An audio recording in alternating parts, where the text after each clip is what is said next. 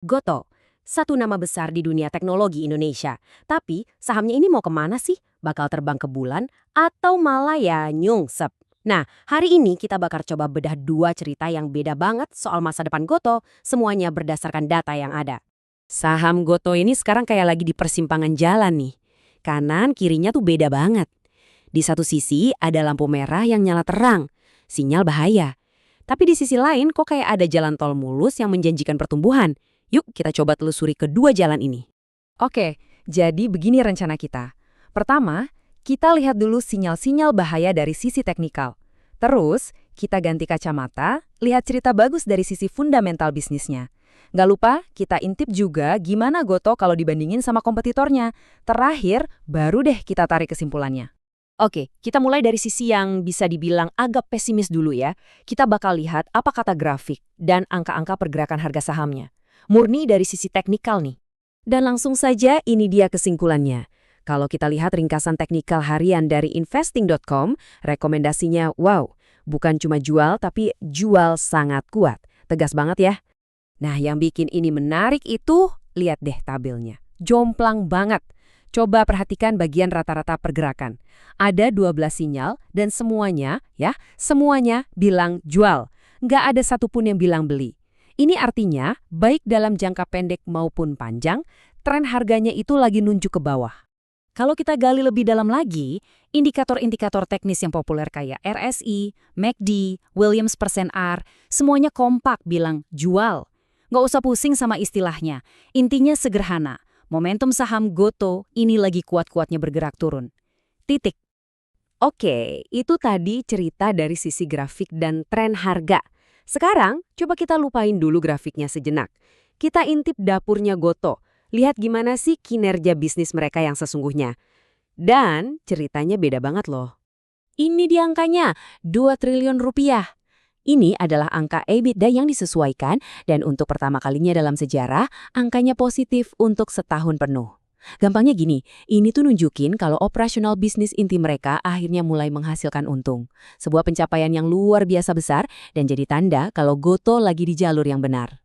Dan bukan cuma itu, lihat angka ini, 77%. Itu angka penurunan kerugian bersih mereka. Bayangin, mereka berhasil pangkas rugi sampai segitu gedenya dalam setahun. Ini bukti nyata betapa seriusnya mereka berbenah. Nah, perbaikan fundamental ini ternyata bikin para analis di pasar saham jadi yakin. Dari 31 analis yang memantau Goto, 24 diantaranya, alias mayoritas besar, ngasih rekomendasi beli. Beda banget kan sama sinyal teknikal tadi? Terus kenapa mereka optimis? Salah satunya seperti yang dibilang Kavi Ananta dari BRI Dana Reksa Sekuritas. Beliau bilang, ekosistem Goto tuh masih bisa tumbuh besar. Layanan on-demand kayak Gojeknya terus membaik, sementara bisnis fintech GoPay-nya juga lagi kenceng-kencengnya tumbuh. Jadi ada dua mesin pendorong yang kuat. Oke, jadi performa internalnya lagi bagus.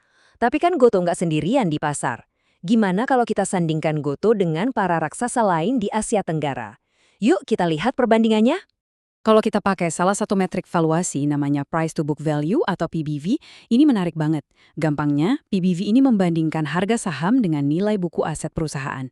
Nah, PBV Goto itu di 2,6 kali, sementara rata-rata kompetitornya kayak Silet dan Grab itu ada di sekitar 5,4 kali. Artinya, secara valuasi, saham Goto ini kelihatan jauh lebih murah. Dan ini bukan kebetulan. Manajemen Goto punya rencana yang jelas banget buat terus profit. Mereka lagi efisiensi besar-besaran, salah satunya dengan mindahin layanan cloud biar lebih hemat. Terus, mereka genjot abis-abisan unit fintech-nya yang potensinya gede. Bahkan, mereka sampai beli kembali sahamnya sendiri. Ini sinyal kepercayaan diri yang kuat dari internal. Semuanya demi memaksimalkan kekuatan ekosistem mereka. Baiklah, kita udah lihat dua sisi yang benar-benar kontras. Sisi teknikal yang suram, dan sisi fundamental yang cerah. Sekarang, yuk kita rangkum dan lihat apa artinya semua ini buat masa depan Goto. Nah, disinilah letak dilemanya. Di satu sisi, ada kubu teknikal, para trader yang lihat grafik harga dan bilang, jual, jual. Di sisi lain, ada kubu fundamental, para investor yang lihat kinerja bisnisnya dan bilang, wah ini perusahaannya lagi berbenah, ayo beli. Dua pandangan ini benar-benar bertolak belakang.